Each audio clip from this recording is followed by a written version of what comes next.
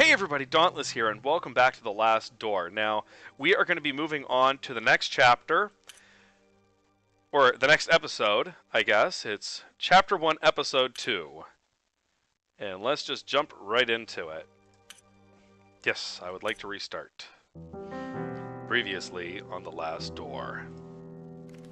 Jeremiah Devitt receives a mysterious letter from his childhood friend, Anthony Beechworth, which he really wasn't worth much of a beach.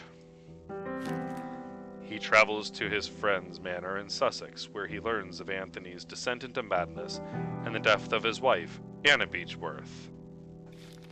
Devitt faces the perils of the house. I don't really remember too many perils, but okay. And finally finds the dead body of his friend who committed suicide. And he did it without writing over anything to me. Anthony's final letter warns Devitt of an unknown danger and asks him to remember his past by going back to the boarding school they both attended years back. Well, alrighty then. Father in heaven, hallowed be your name. Ooh, nice decor. It's an incredibly creepy, overly fanatical Catholic look. Thy kingdom come, thy will be done in earth as it is in heaven. Give us each our daily bread. Forgive us our sins, for we ourselves forgive our debtors. And lead us not unto temptation, but deliver us from evil. Amen.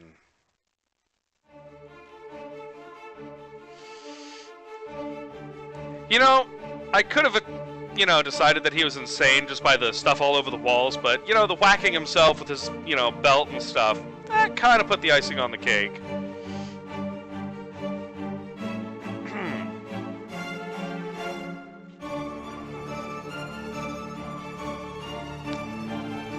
So this company decided to make another game, and unfortunately it's not an adventure game. It's like this side-scrolling hack and slash, which I'm not too horribly interested in, so I'm hoping that once they complete that project, if they complete it, it's been going for a while, I think, kind of on hiatus. I'm hoping that they'll go back to the adventure game genre, because this is definitely the peak of what they're doing right now, or at least all the stuff they've done. Now tell me, where are you? What do you see? I'm in Limbo, the game.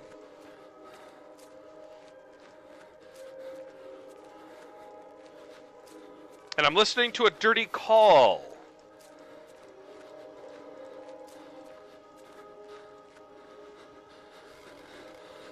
Who is it, Anthony?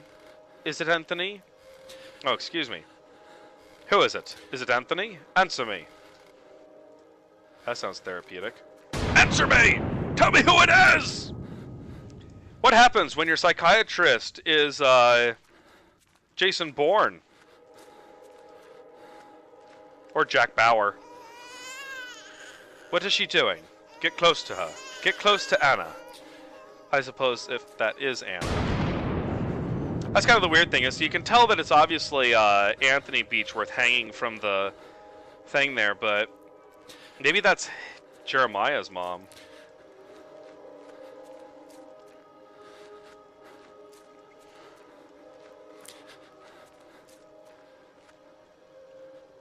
When I count to 3, you'll wake up. 1, 2, 3! Now, wake up! Wake up! Now you can rest now, Mr. Devitt. That will be enough for today. Are these sessions really necessary? I am confident that this is the best course of treatment for your symptoms. Now, did you ever see him again? I saw it. What did you see? Can you describe it? It was like an eye, perfectly rounded and dark, deep and empty, accompanied by the most horrifying pain-filled screams I've ever heard. It sounded more like a squawk, but inside a complete darkness where an evil dwells deep below. A forgotten fear for human reasoning, but undoubtedly still rests deep down inside our being. In my case, that fear has already awoken. I can understand why you are disturbed, Mr. Devitt. With your permission, I would like to consult on your case with a colleague of mine, a man I've known for many years who is more versed in modern psychological practices. I think his knowledge and experience would be very helpful in enabling us to understand your condition. If you think it would help, Doctor, I leave it in your hands. The agony grows increasingly unbearable, and if you believe this man can help, then I welcome his aid. Thank you, Dr. Wakefield. I bid you good evening. So apparently the traumatic event at the house has made Jeremiah start having issues. And I'm wondering if this is kind of related to what happened to Anthony. Anthony, my dear friend, what really happened to you? How could you have let your wife Anna die so awfully? These doubts consume my soul. I hardly remember the time we spent together as schoolmates. I confess that beyond your enduring friendship, I can recall little of those years. Were your words a result of an increasing loss of sanity? In your letter you wrote that someone awaits me.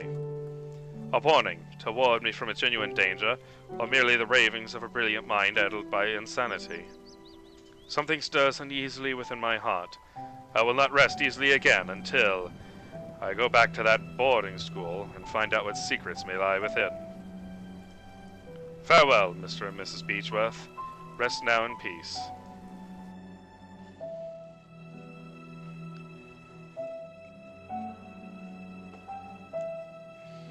Generally in Lovecraftian stories, it's not until people start uncovering what the research was that they start having major issues, but this seems to be a little more, how do you say it? A little more of like an aura. He walked into the wrong place, so now he's kind of having problems. Episode 2, Memories. And the first thing I'm going to do before I walk into the school, commit a felony. Oh look, a mailbox! An old, quite damaged mailbox. There is a postcard inside the mailbox. Wonderful! Let's steal it! Dear Matthew, it has been several months and I still have heard no news from you. My brothers insist that you have abandoned me, but I am sure you remain true. I know that you would never do that to me, for I know your heart and the honesty of your eyes. I got this address from a hospital in London, and pray that it reaches you safely. If that is the case, I want you to know that I will be always waiting for you. Forever yours, Juliet Halloway. Okay, well I guess I'll take it and deliver it to Matthew. I'm borrowing it. I'm not stealing it. Ooh. The Angel Gabriel, the school's emblem. I remember it being very pristine, but it looks neglected and dirty now. Everything looks kind of neglected. A stone eagle lies on the floor. It appears to have broken off the fountain. Nope, don't need that. Okay. Well, let's head on inside. My.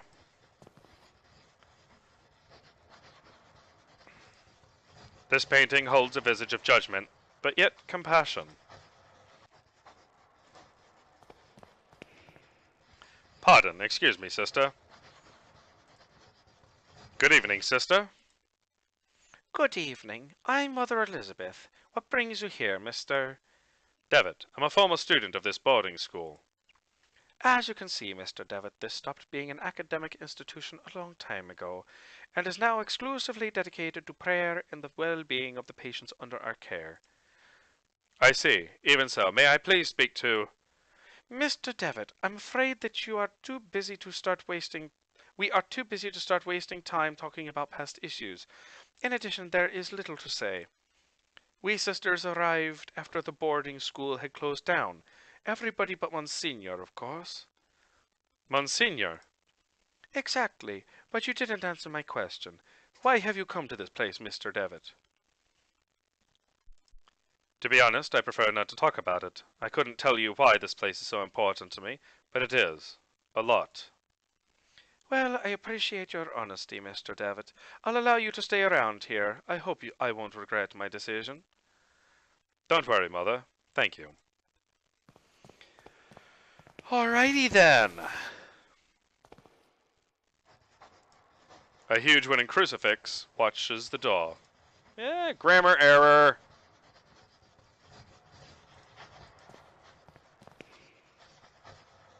Well, this seems like to be an important door. Let's try this one. Mr. Devitt, those rooms are private. Well, fine.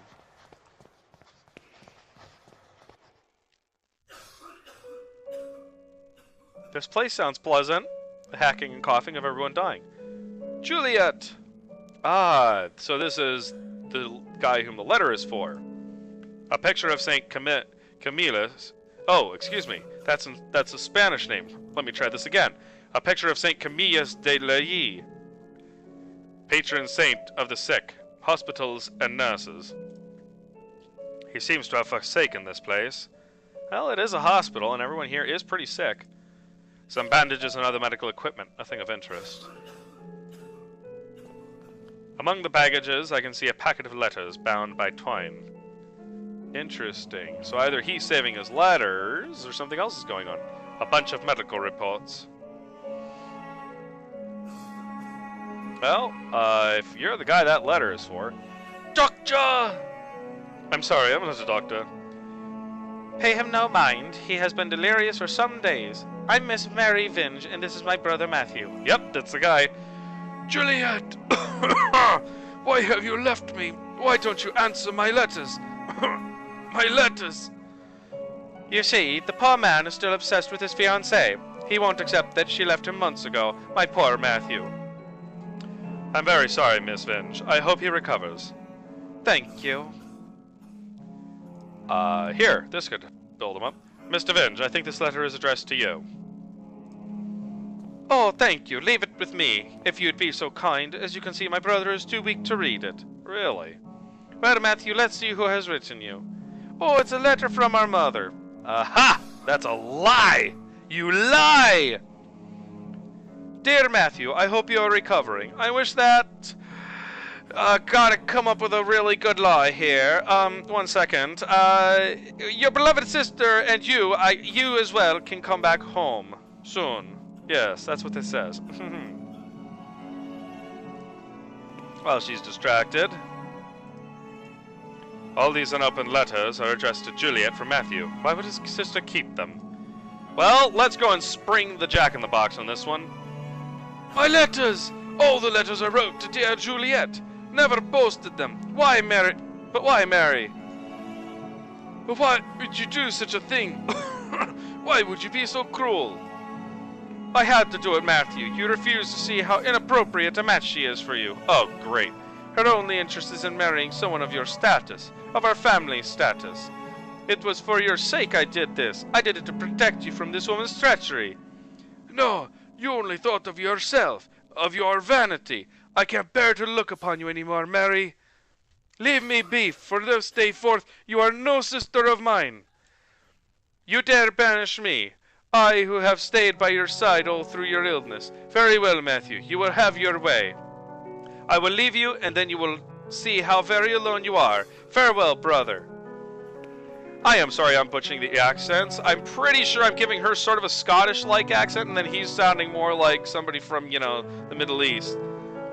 Thanks be to the Lord that you have come to reveal my sister's cruelty, sir. Please take this coin as a token of my appreciation. Actually, it's more Spanish.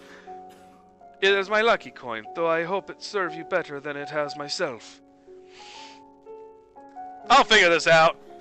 Practice makes perfect, right? Photographs of people, most likely family and friends of this bed's previous residents. Well, I wonder what happened to him. He probably croaked, considering all the crap going on around here. A magazine entitled Weird Tales, which happens to be a magazine in which H.P. Lovecraft published some of his stories. At least I think so. Are you alright, madam? There was a rhythmic sound, like a breathing.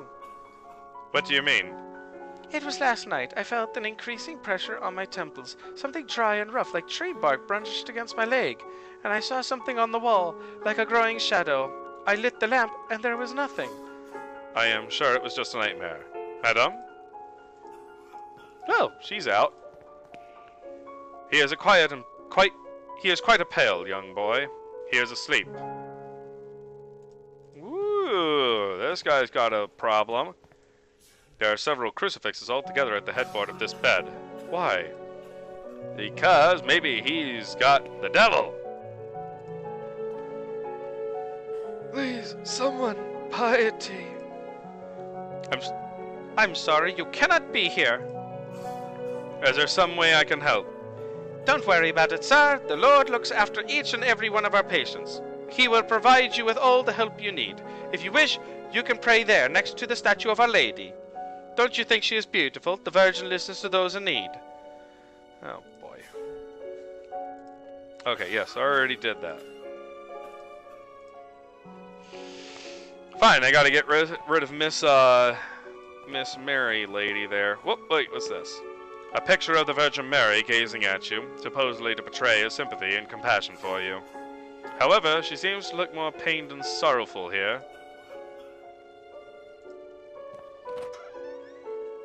Ooh, classroom.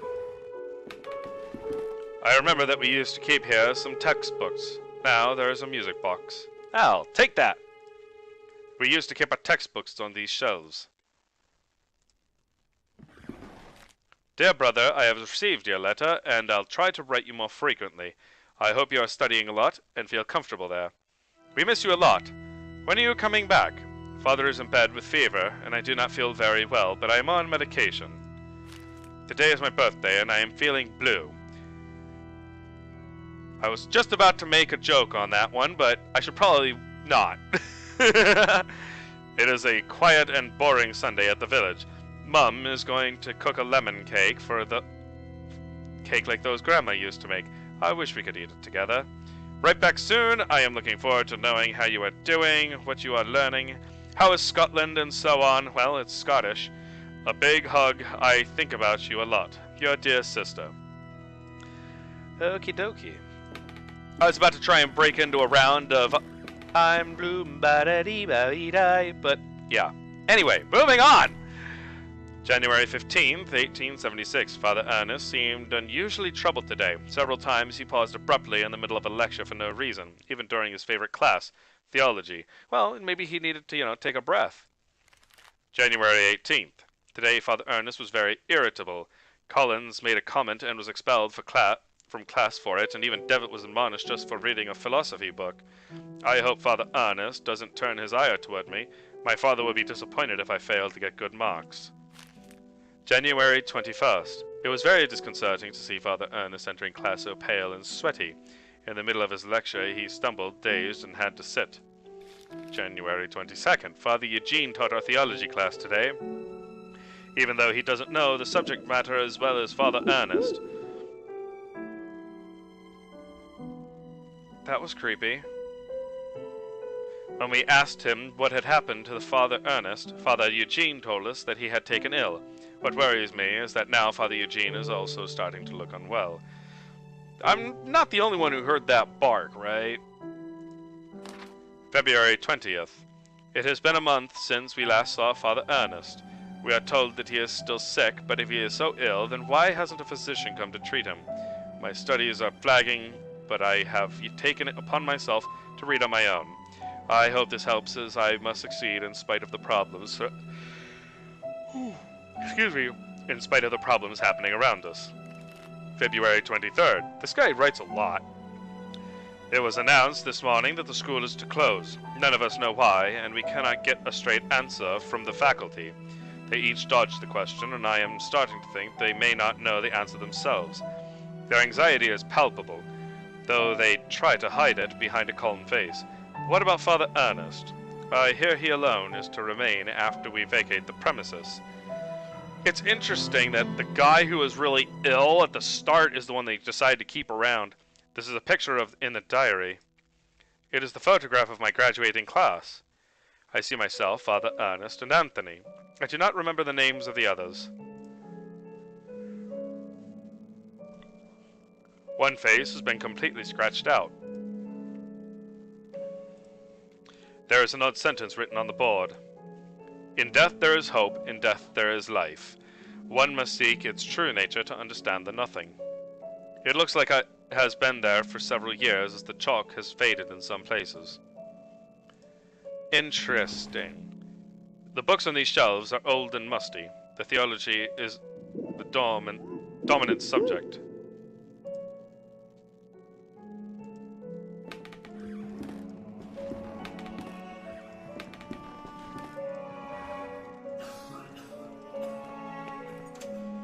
I unlocked the door. Oh, okay, so here's the backyard.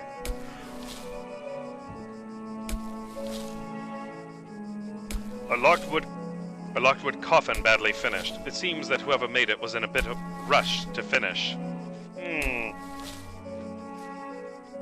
Ah, groundskeeper Willie. I hope you are right and this turns out to be, indeed, a good evening. My name is Devitt. I did not know there was a graveyard here. My pleasure, Mr. Devitt. I am Frank Baldwin. Do not ask me why, but Monsignor specifically ordered to bury the corpses here. Did he order to bury corpses here?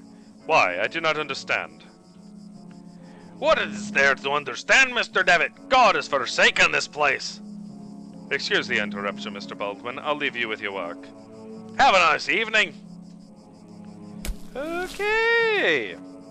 This small group of graves has been haphazardly arranged. Apparently they want to bury these people. They don't really mind doing it pleasantly. Ooh. A piece of old fishing net. Gotta stop yawning. Many years adrift have perfectly smoothed this flotsam into a small log. Well, take it. The Lost Pilgrim, a sea stack older students at the school used to climb. Somewhere up there are my initials. Ah. The cliff somehow looks very inviting. I wonder how many poor souls have jumped from it. That's the thought you come up with when you look at that thing? Okay, let's step away from the cliff.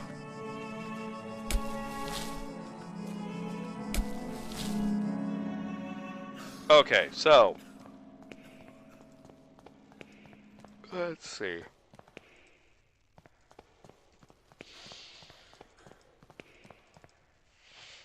Ah, upstairs. A dusty old tapestry of the Virgin Mary with baby Jesus in her arms.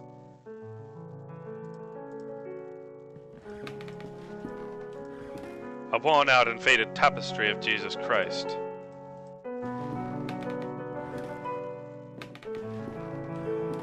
Another tapestry, though I remember from my school days, the student dormitory was here.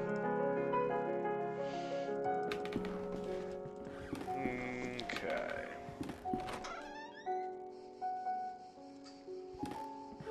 A syringe next to a flask with a label that reads morphine. An old mirror that hardly reflects. On the upper shelf of the antique cupboard, a well-worn Bible and rosary beads gathered dust. One of the humble beds where the nuns sleep. Oh, so this is the nuns' room. Good evening, sister. Sister? All this suffering, all these tears, all our prayers unanswered. What do you mean, sister? All these years entrusted to the Lord, praying, looking for a sign, for something that can give me strength. Every day I hear them cry, pray, and scream and die. And what for? Where are you, Lord? Why don't you answer me? I would not actually answer either of these ways, but I'll go with... The Lord works in mysterious ways, sister. Certainly, yes, but I don't ask for much, just something to go on, a path to follow. I can't go on, not like this. Excuse me, sir.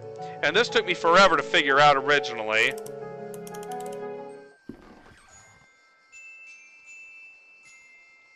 Oh, what a beautiful melody! It reminds me of my youth when I was vibrant and full of purpose. I knew my path then. Oh, may God bless you. For you have given me the sign I was looking for.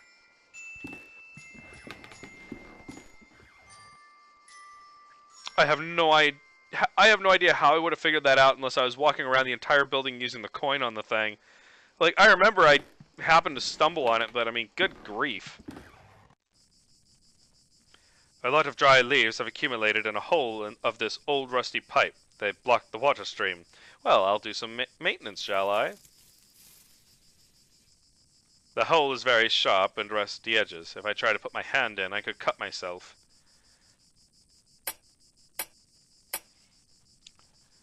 I blunted the sharp edges of the pipe. Now I need not fear being cut. Use the net. The net should catch anything coming down the pipe. I'm using my incredible precognition to be able to know I'm supposed to do that. Okay, we did that, so let's walk in here. A broken mirror. There is a protruding piece. I'll take it. Just a couple of old towels. The shower's old, rusty, and poorly maintained. There is a puddle in the shower hole with something shining under the grating. I cannot see it properly.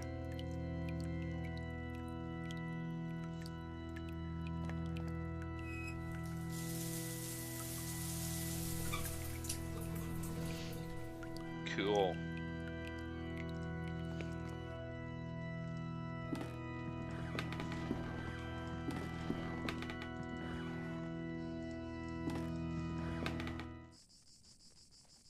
The net has caught the shiny object.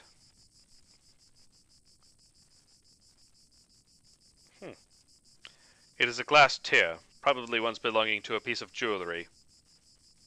Alrighty then.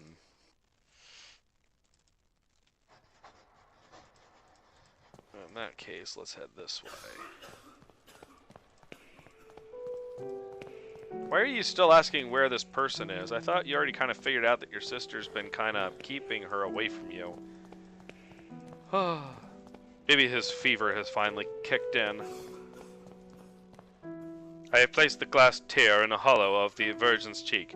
It seems that it fits perfectly. How convenient! Oh.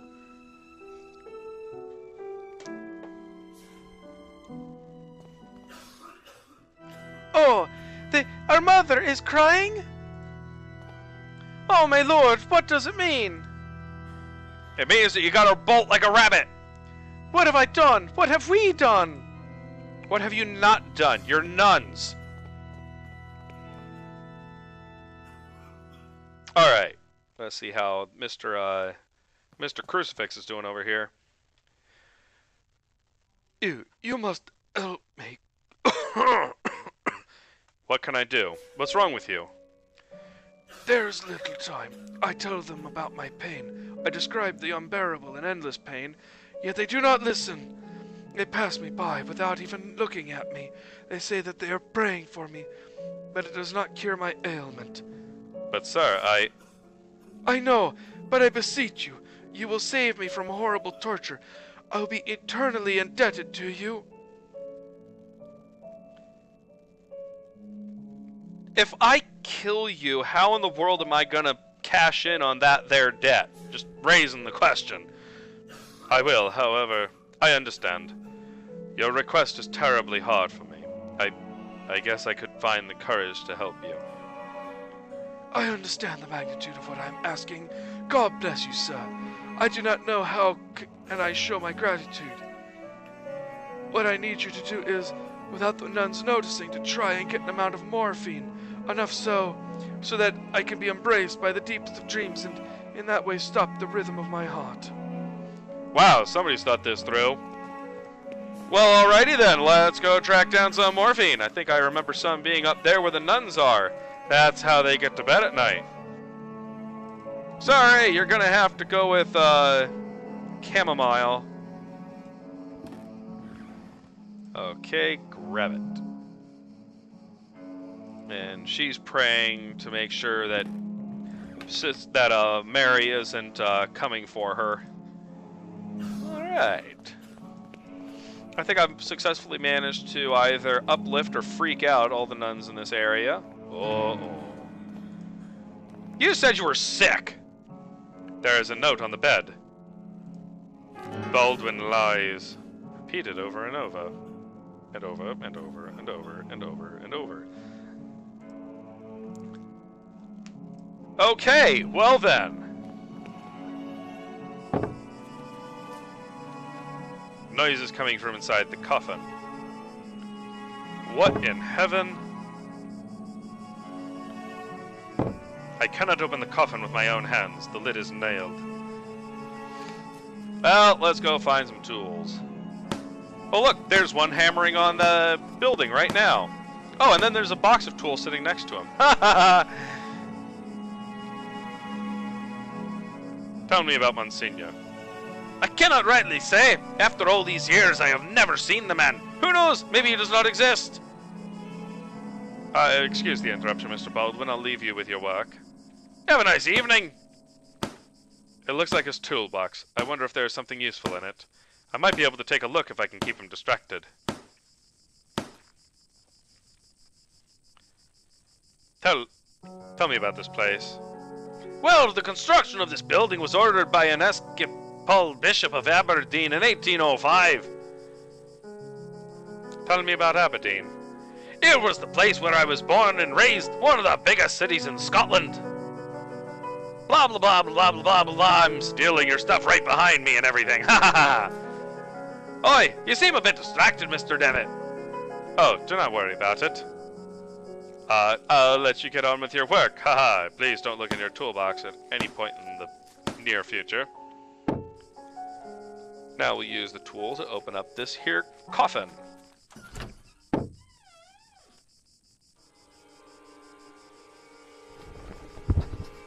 Wait a minute, he's not dead.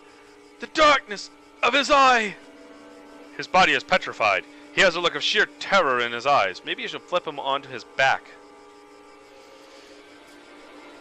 Oh my God! What has happened? Talk to me! Okay. I think that opened up the way to move around more freely in here. Oh, I see the tool ran off. A large, bright, and ornate key.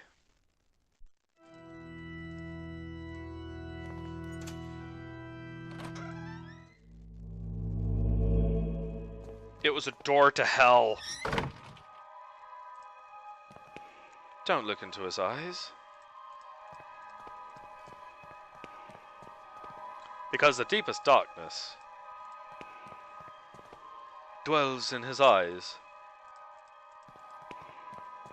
Okie dokie. Come in, my son. Did you think you could hide these books from me? They're just classical philosophy books, Father. Plato and Aristotle. Silence! Instruments of falsehood, you mean? Fallacies coming from the snake! Now, son, get on your knees and raise your arms.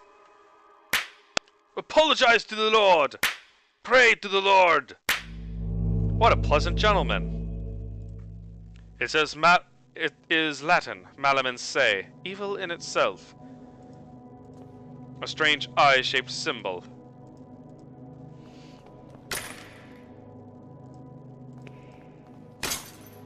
Interesting. I can't even look at the damage, so I'm assuming that it's birds. Eye of the bird. What does this mean? Well, you know, it means that the bird is the word. Oh my goodness, I couldn't even keep a straight face on that one. That was terrible! A set of crucifixes next to the door. Kind of like the guy who was laying on the bed, actually. Lord, your eyes burn me. I don't deserve mercy nor forgiveness. O Lord, have mercy on my soul. Who are you sending me? Is death to whom you are handing me over? Has my hourglass already run out of sand? Father Ernest. Ernest! It's been many years since I last heard that name. Since, oh, I see. Father, I'm here to be able to remember. You have to help me, I beg you. Pleas, entreaties, petitions, praying, torment, exemption. Past times bring us just misfortune and pain.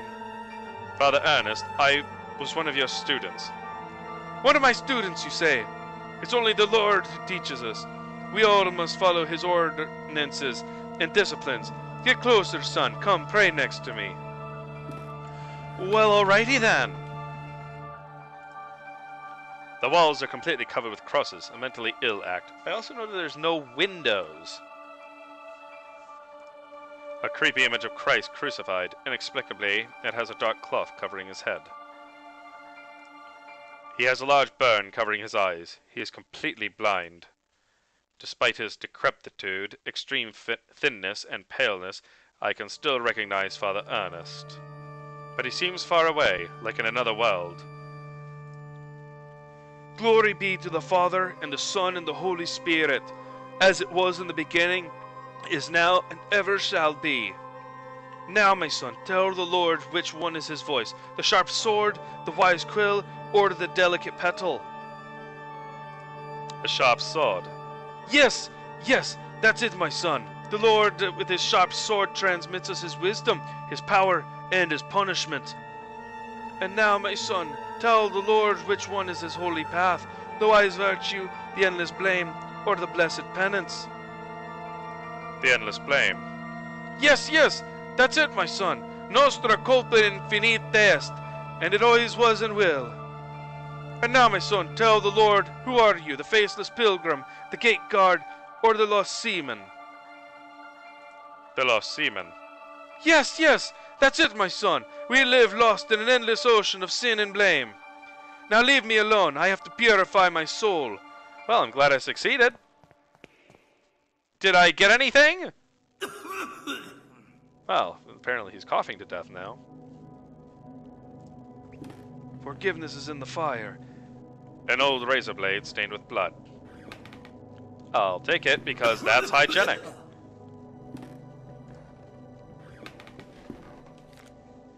Dear God in heaven, I feel for you. Your light is in my eyes. I will burn them for you. Well, he definitely did that. Dear God in heaven, I feel myself in you. Ew. Your eyes are in my soul. I will burn it for you. Dear God in heaven, I fear myself in you. Your sword is in my hands. I will burn them for you. Dear God in heaven, I hate myself in you. My blame is in your heart. I will burn myself for you. This guy has a fixation on burning things. Oh, well, fine. I'm already done in here. Despite being blind, he preserves good hearing. I must be more careful when moving. Oh, I'm already good. I think I've got what I needed from that place. Let's get out of this area quickly. Using the wooden stump as a handle, I can use this to cut. Excellent.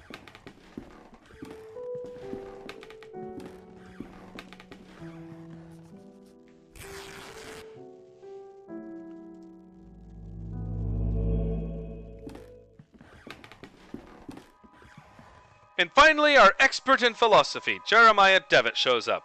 Where were you, my friend? We have been looking for you. I think that's Anthony Beechworth. Well, as I was saying, tonight is the perfect moment for our next meeting, but I suspect that someone else outside our group is secretly surveilling us. Who is it, Anthony? My dear friend, it is Professor Glynn. Do you mean Father Ernest?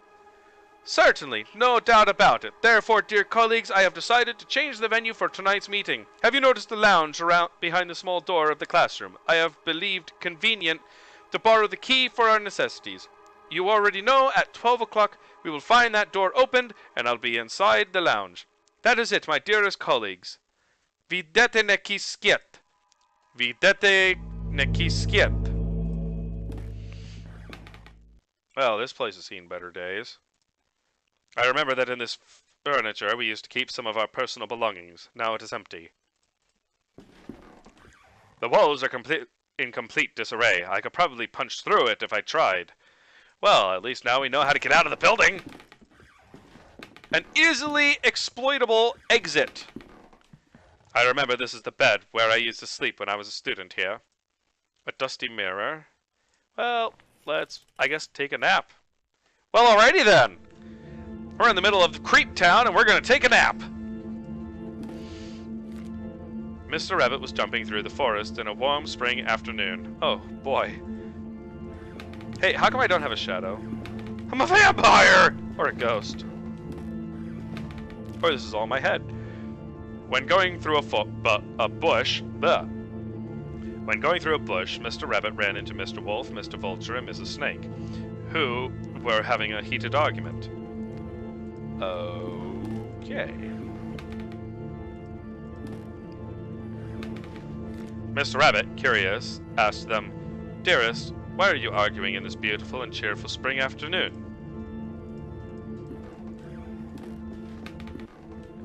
Mr. Wolf answered politely, What we are trying to decide here is who of us will have the pleasure to eat you up." "Oh, is that all?" Can you imagine you walk into a room, "Hey, what are you guys talking about?" "Oh, we're just talking about how we're gonna eat you." Way to make me comfortable. Mr. Rabbit, really scared, said, "But I do not want to be eaten, I want to live."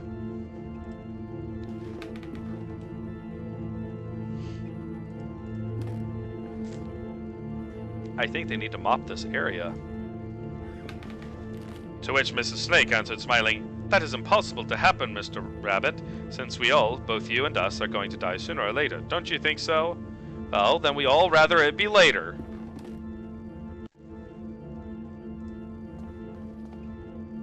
Mr. Vulture added, "Mrs. Snake is right. We should stick to the issue at hand. It is getting late, and as you see, we do not agree. Do you want to help us decide, Mr. Rabbit? Who would you suggest is the one to eat you?"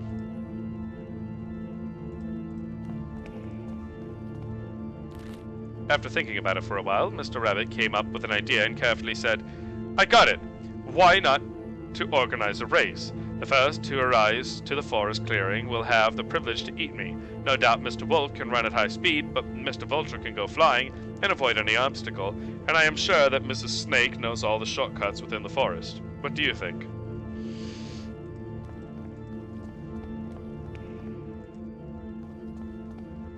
The three predators agreed that it was fair, so they started the race and they quickly disappeared.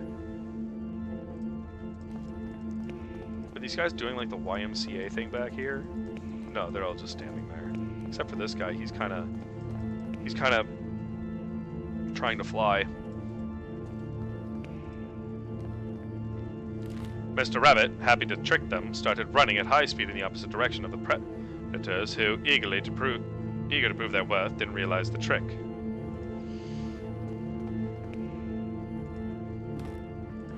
This hallway goes on forever. Mr. Rabbit was far away from there, and he finally felt safe, happy and proud of his cunning. But suddenly there was a loud bang, the earth shook, frightened birds flew, and everything went dark. The end. Oh! It wasn't me, Mr. Rabbit!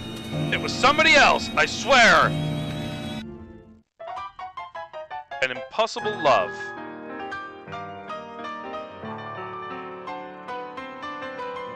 There's something I kept to myself for a long time.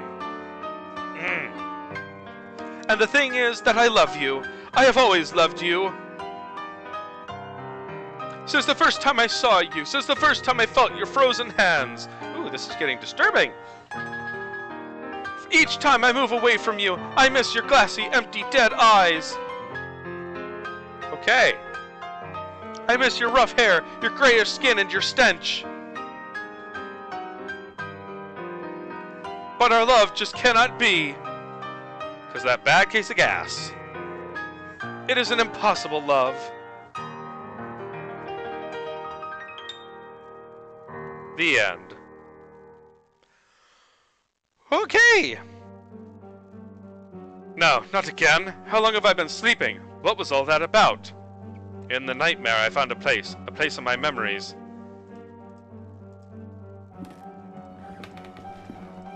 Alright, let's go check downstairs.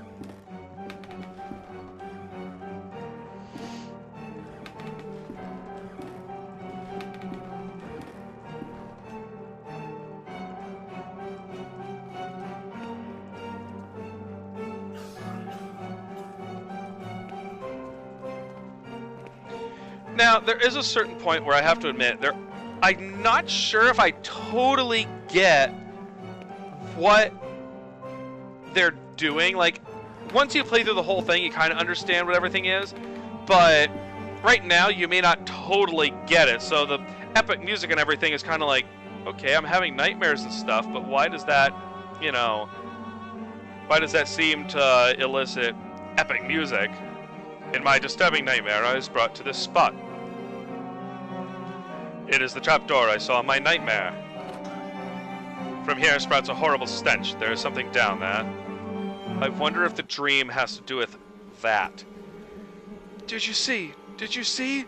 It was there, just in front of me, that thing! It was screaming!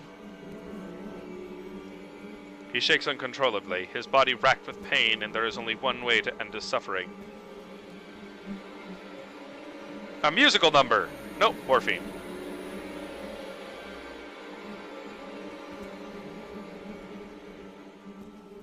Rest in peace.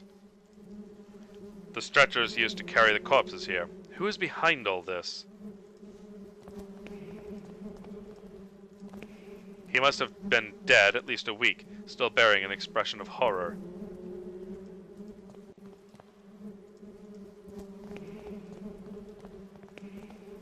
The decayed corpse of a young woman. It seems as if she had been devoured by an animal. Really? The walls are splattered with dried blood.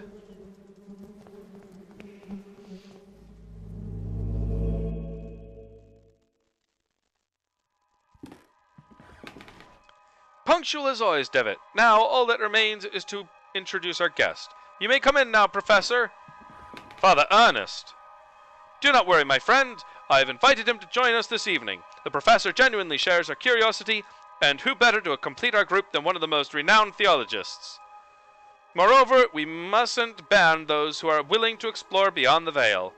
The moment we have long awaited has now arrived. Please, all of you, take a seat, and we shall begin the procedure. Soon shall the door be open, and then we may finally see what lies beyond. Now I ask that you close your eyes, and you will feel a momentary prick as I inject you with the serum. Oh.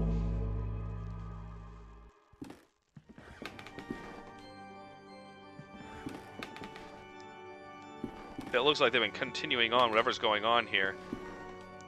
Even after all these years, I have not forgotten your voice. You are the fourth witness. I remember now what happened. What is that? What is that we saw? The eye of the bird, Malum and Say. What happened to us? What is it that we witnessed? You must tell me. You must make me understand what my mind cannot fathom. It was our curiosity that damned us. We opened that which cannot be opened. In doing so, we shorn the veil that separated our world from his. In seeking vision, we were ourselves seen by the eye of the bird. It remembers us, it looks for us, it calls us from its dark nest, from its abominable lair. All these years I have attempted to return to it, but I have no strength left. Those poor wretched creatures are too fragile. They lack the sight to return. Not one of them has. Only us, the four witnesses. Who are the other two? Where are they? They disappeared as you did. I haven't heard from any of you. I was seized by curiosity. It ascended with my faith, and deprived me of sanity. Oh Lord, forgive me, for I have sinned. I'll say so. Nothing remains. All that is left is surrender. Surrender to him. Gravely have we sinned, and now our only absolution is to burn. To burn in the flames! Seriously, dude. Your fixation with fire. Malum. In. Say.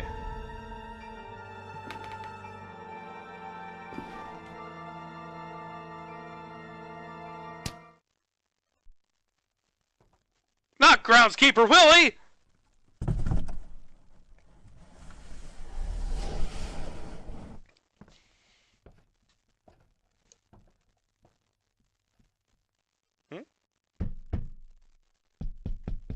There's nobody home.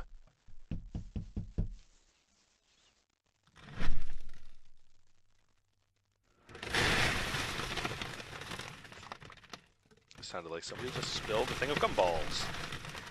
Nope, I'm being buried alive. Well, at least I'll be cozy for my last, time.